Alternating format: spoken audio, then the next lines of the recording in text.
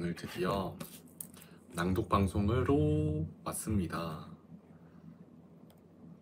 네, 1리터의 눈물이고요. 제가 이거 그때 낭독 방송을 하고 싶다라고 말씀을 드리고 저작권에 대해서 이제 여쭤본다고 했잖아요.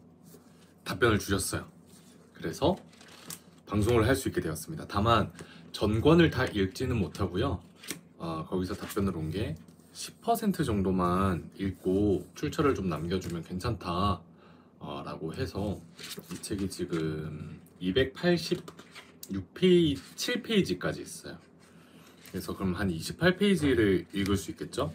제가 한 호흡으로 28페이지를 읽을 수 있을지 모르겠어요. 근데 28페이지 정도는 한 번에 읽을 수 있을 것 같은데 어차피 시작 자체가 5페이지부터예요. 그러면은 한 23페이지, 4페이지 정도 읽는 건데 발행인의 말부터 한번 읽어볼게요. 발행인의 말. 이 책은 실제로 일본에서 살았던 한 소녀에 관한 기록입니다. 15세의 어느 날 불치병에 걸리게 된 소녀 아야가 10년간 불치병과 싸우며 기록한 일기입니다. 25세 10개월의 짧은 생을 마감하고 세상을 떠난 아야 씨의 일기는 30여 년이 흐른 지금까지도 많은 사람들에게 희망과 용기를 주고 있습니다. 책으로 만들어져 200만 부가 넘게 발행되었고 2005년에는 영화와 드라마로도 제작되었습니다. 특히 일본 드라마로는 이례적으로 20%가 넘는 시청률을 기록하며 많은 이들에게 감동을 주었습니다. 드라마의 첫 회는 특별한 사람에 대한 기록이 아닌 특별한 병에 걸린 사람의 기록이라는 문구로 시작합니다. 맞습니다. 아야씨 역시 병에 걸리기 전까지는 너무나도 건강하고 밝은 사춘기 소녀였습니다. 단지 어느 날 특별한 병을 만난 이후로 중증 신체 장애를 갖게 되었고 그로 인해 그녀의 삶이 조금 특별해진 것뿐입니다. 이 책을 만드는 내내, 드라마를 보는 내내 15세의 어린 소녀, 그것도 불치병에 걸린 소녀라고는 믿을 수 없을 만큼 긍정적이고 열정적으로 살아가는 아야 씨에게 감동하지 않을 수 없었습니다. 아야 씨의 말대로 그저 살아있다는 것이 얼마나 가치 있는 것인지, 우리 곁에 있는 가족이 얼마나 소중한 것인지, 우리 사회에서 장애란 어떤 것인지 다시 한번 돌아보게 되었습니다. 1리터의 눈물은 일본 드라마 동호회나 카페를 통해 이미 국내에도 널리 알려져 있습니다. 또한 한글 번역본을 구하지 못한 많은 분들이 일본어 원서를 구해보신 것으로 알고 있습니다. 이렇게 여러 경로를 통해 벌써부터 아야 씨의 열성 팬이 되어버린 많은 분들이 한국어 번역판이 나온다는 소식을 접하고 따뜻한 응원을 보내주셨습니다. 대부분 아야 씨의 삶에 큰 감동과 용기를 받았고 한국어판을 통해 더 많은 분들과 나누게 되길 기대한다는 메시지였습니다. 한국의 독자 여러분께 아야 씨와 그녀의 생애 기록 1리터의 눈물을 소개하게 된 것을 기쁘게 생각합니다. 어쩌면 여러분 역시 이 책을 읽는 내내 1리터의 눈물을 흘릴지도 모르겠습니다. 그러나 이상하게도 슬프거나 우울해지지는 않을 것입니다. 웃는 얼굴로 눈물을 닦고 있을 당신께도 새로운 내일이 함께하기를 기원합니다. 14세, 우리 가족. 아직 병에 걸리기 전 중학교에 다니는 아야. 두부 가게를 하는 아야의 가족은 모두 7명이다. 메리가 죽었다. 오늘은 내 생일. 많이 컸다. 아빠와 엄마께 너무 감사하다. 더욱더 좋은 성적을 받고 튼튼해져 기쁘게 해드려야지. 그러기 위해서라도 내 청춘의 시작을 후회가 남지 않도록 소중히 하고 싶다. 내일 모레부터 캠프에 간다. 부지런히 공부를 끝내지 않고서는 안심하고 갈 수 없는 걸. 화이팅, 아야. 메리가 옆집의 맹견 타이거에게 목을 물려 죽었다.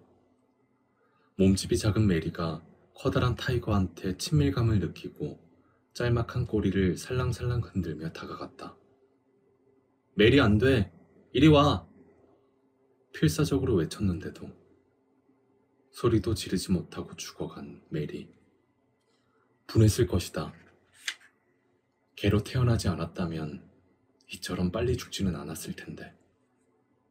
메리, 하늘나라에 가서 행복해야 돼. 새 집이 완성되었다.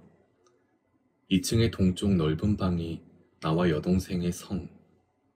천정은 흰색, 벽은 갈색 벽지.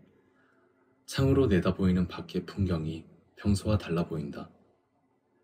내 방이 있어서 너무 기쁘지만 한편으로는 넓어서 외롭고 썰렁한 느낌도 든다. 오늘 밤 잠이 올까? 새 기분으로 출발. 1. 복장은 티셔츠와 바지. 활동하기 편하니까. 2. 매일매일 해야 할 일. 정원에 물 뿌리기, 잡초 뽑기. 한 그루만 심어놓은 토마토 잎에 벌레가 있는지 볼 것. 국화잎에 낀 진딧물도 확인한다. 있으면 바로 없앤다. 3. 공부를 소홀히 하지 말 것. 4. 그 밖에 매일 일어난 일을 일기에 꼭 쓴다. 이상, 나 자신에게 명령한다. 우리 가족. 아빠, 41살. 조금 성격이 급한 면도 있지만 보통은 자상하시다. 엄마, 40살. 존경하지만 정확하고 예리하게 급소를 찌를 때가 있어 무섭다. 나, 14살. 사춘기 시작. 어려운 나이, 한마디로 말하면 울보. 감정덩어리 인간. 단순해서 바로 화를 내고 또 금방 웃는다. 여동생, 12살. 이 여동생한테는 공부도 성격도 라이벌 의식을 갖고 있다. 하지만 요즘 들어 조금 줄어든 느낌. 남동생, 11살. 이 애는 나쁜 버릇이 많다. 무서운 녀석. 동생 주제에 가끔 오빠처럼 군다. 고로 개를 맡아 기르고 있다. 남동생, 10살. 상상력이 풍부하지만 천방지축인 면이 있다. 여동생, 2살. 엄마를 닮은 곱슬머리에다 아빠를 닮은 얼굴.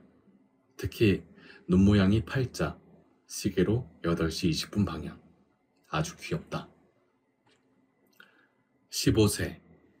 슬그머니 다가온 병마. 꽃이라면 꽃봉오리인 아야의 인생. 망가지지 않도록 힘이 되어주세요. 중학교를 졸업하고 고등학교에 입학하는 아야.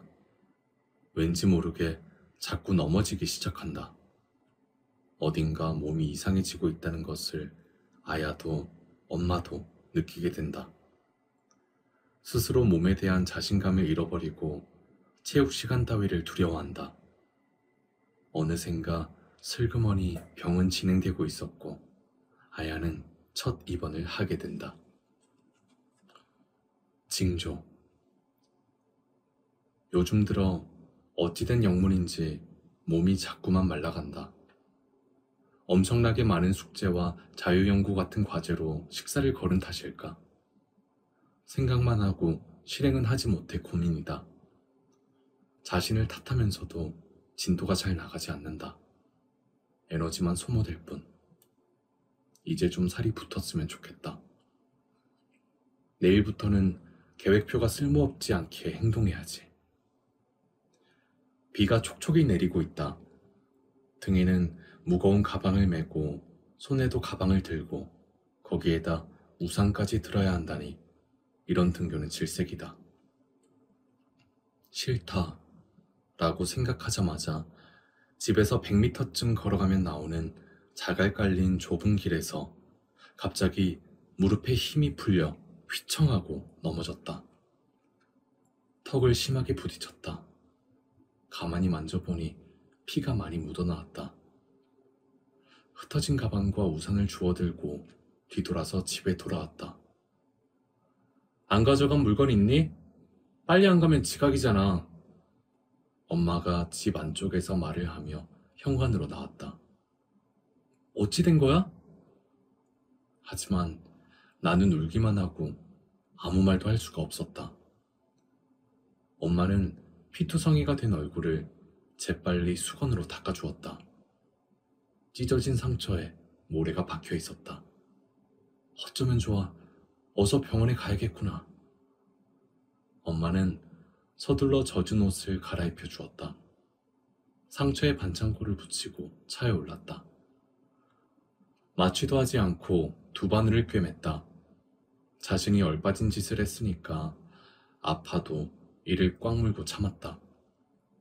그것보다는 갑자기 직장에 나가지 못하게 된 엄마에게 미안했다. 운동신경이 둔해서 손이 앞으로 나가지 않은 걸까? 하고 아픈 턱을 거울에 비춰보며 생각했다. 그나마 턱 안쪽이라 다행이다. 아직 시집도 안 간 여자애가 눈에 띄는 곳에 상처 자국이 남는다면 장래가 어둡다. 체육 성적 중1 3, 중2 2, 중3 1. 분하다. 노력이 부족한 걸까? 여름방학 동안의 서킷 트레이닝으로 조금은 체력이 향상될 거라고 생각했는데 역시 아니었다. 더 오래 계속하지 않았으니 당연한 건가? 당연하지. 어둠 속에서 들려오는 소리. 아침에 부엌 창문에 노란색 레이스 커튼을 통해 들어오는 빛과 바람. 나는 울고 있었다. 왜 나만 이렇게 운동신경이 둔한 걸까? 실은 오늘 평균대 실기시험이 있다. 엄마는 눈길을 아래로 피하며 말했다. 그렇지만 우리 딸은 공부를 잘하니까 괜찮아. 체육 말고도 인생의 목표로 삼을 일은 많아. 아야가 좋아하는 과학을 살리면 되잖아. 그리고 영어도 잘하니까 더 열심히 파고들어 공부해도 좋고. 영어는 국제어니까 분명 도움이 될 거야. 체육이 1점이라 해도 상관없잖아. 내 눈물은 그쳐 있었다. 나에게는 잘할 수 있는 것이 더 많구나. 요즘은 너무 많이 운다. 내 몸이 뜻대로 움직이지 않는다. 하루 5시간이면 거뜬히 소화해낼 수 있는 숙제인데 문구적대니까 더 힘이 드는 걸까? 아니다. 몸속에서 뭔가 고장나기 시작한 것 같다. 무섭다. 팔이 오그라드는 느낌이 든다. 운동하고 싶다. 마음껏 달려보고 싶다. 운동하고 싶다. 예쁜 글자를 써보고 싶다. 눈물의 독커터는 정말 좋은 곡이다. 엄청 좋아하게 됐다. 이 곡을 들으며 식사를 하면 꿈을 꾸는 것처럼 밥맛이 난다. 여동생에 대해 논해보겠다. 지금까지는 여동생의 심술궂은 점에만 신경이 쓰였는데 사실은 착하다는 생각이 들었다. 그 이유는 아침에 학교에 갈 때 남동생은 나를 남겨두고 한참 앞서 가버리는데 여동생은 느릿느릿한 나와 함께 나란히 걸어가 준다. 육교를 건너갈 때도 가방을 들어주며 언니, 손잡이 잡고 올라와 라고 말한다. 여름방학 기분도 많이 수그러들었다. 저녁 식사 설거지가 끝나고 2층에 올라가려는데 엄마가 아야, 잠깐 앉아봐 라고 하신다. 뭔가 꾸중하실 게 있나 보다 하고 긴장을 할 정도로 엄마는 신중한 얼굴 표정이었다. 아야, 요즘 윗몸이 앞으로 쏠리고 좌우로 흔들거리며 걷는 것 같던데 너도 감지하고 있었어? 그런 모습을 보니 엄마는 왠지 걱정이 돼. 병원에 한번 가볼까? 어떤 병원에요? 라고 나는 겨우 물었다. 잘 보는 병원을 찾아볼 테니 엄마한테 맡겨. 나도 모르는 사이 눈물이 쏟아졌다. 원래는 엄마 감사해요. 걱정을 끼쳐서 미안해요. 라고 말하고 싶었는데 목이 막혀 말이 나오지 않았다. 운동신경이 둔한 탓일까? 밤에 늦게까지 자지 않고 식사도 불규칙했던 탓일까? 곰곰이 생각해봤지만 역시 알 수 없다. 병원에 가야 한다니 역시 어딘가 몸이 나빠졌는지도 모른다.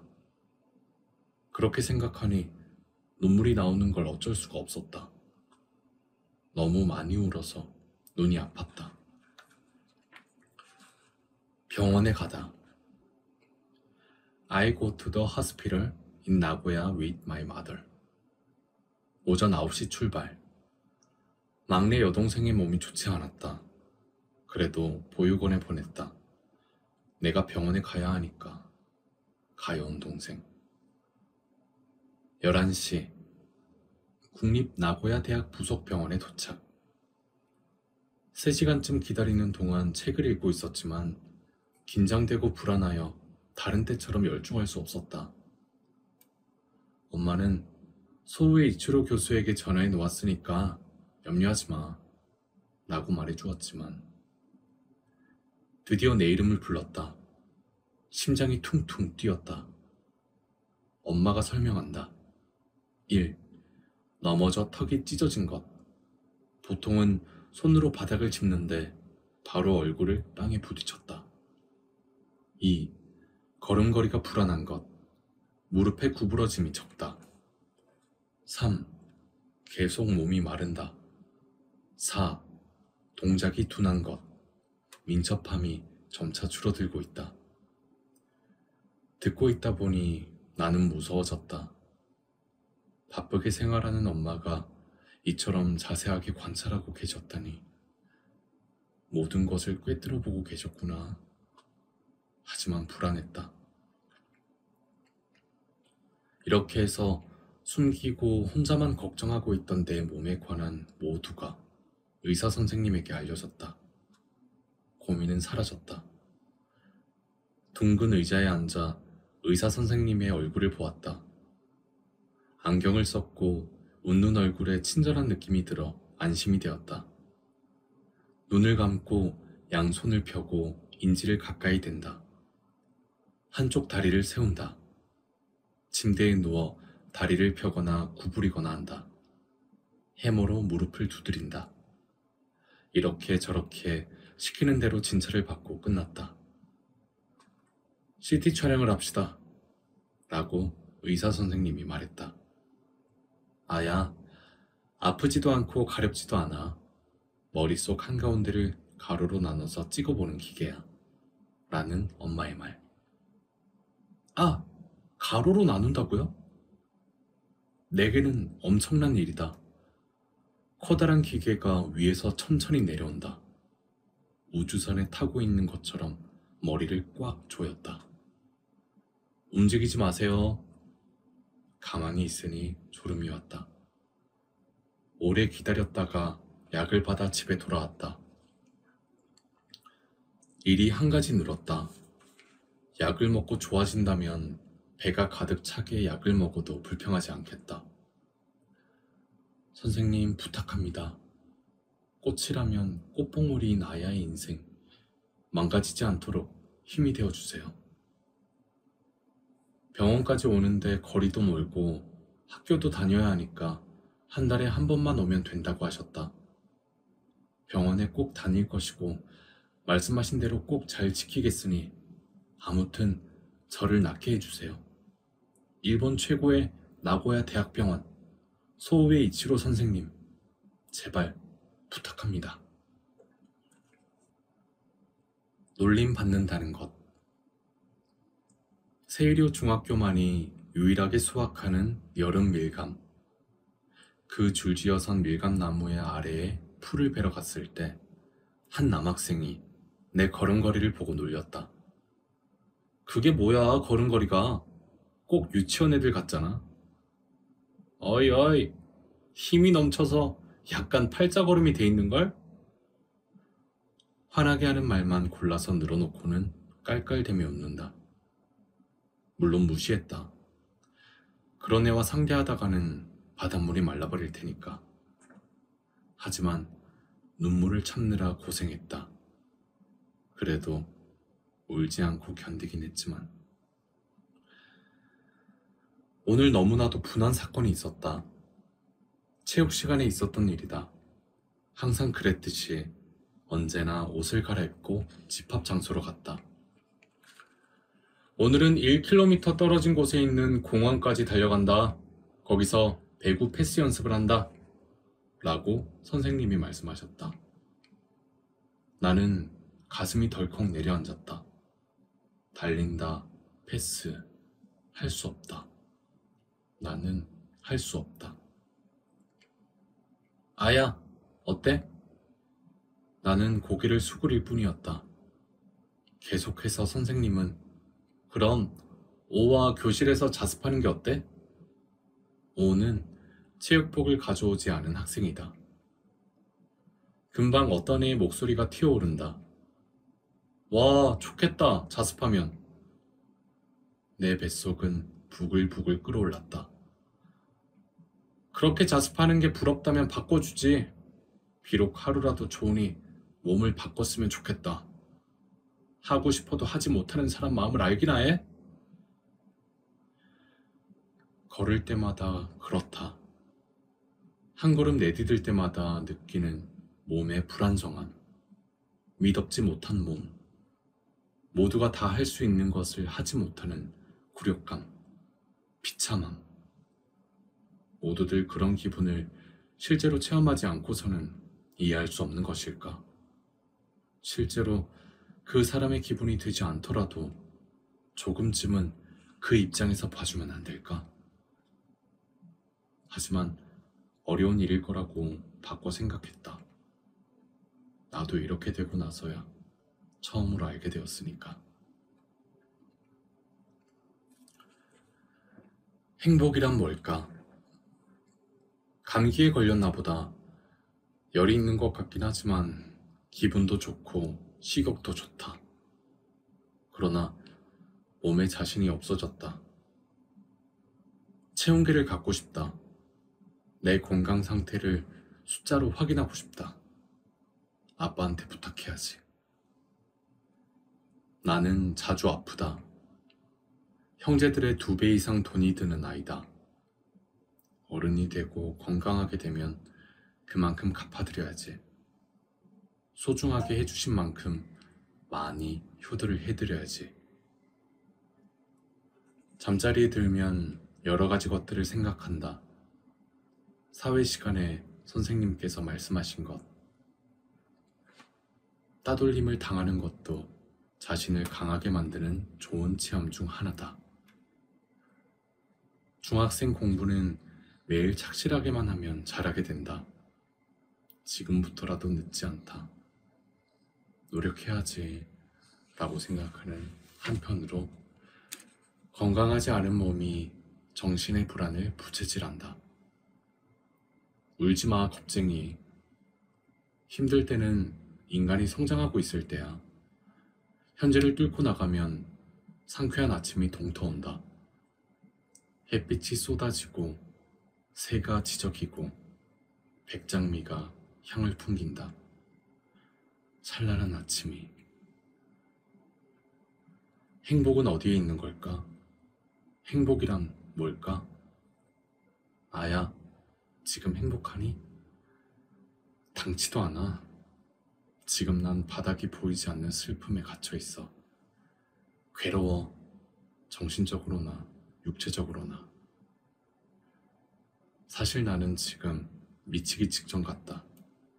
그래서 울다 웃다 하고 있다. 여러분 고생하셨고 다음 라방 때 뵙겠습니다. 모두들 안녕히 주무십시오. 저는 가볼게요. 안녕. 그리고 오늘 오디오 이슈 너무 죄송했어요. 저 이거 한번 또 고쳐갖고 올게요. 고생하셨어요. 안녕히 들어가세요. 화이팅.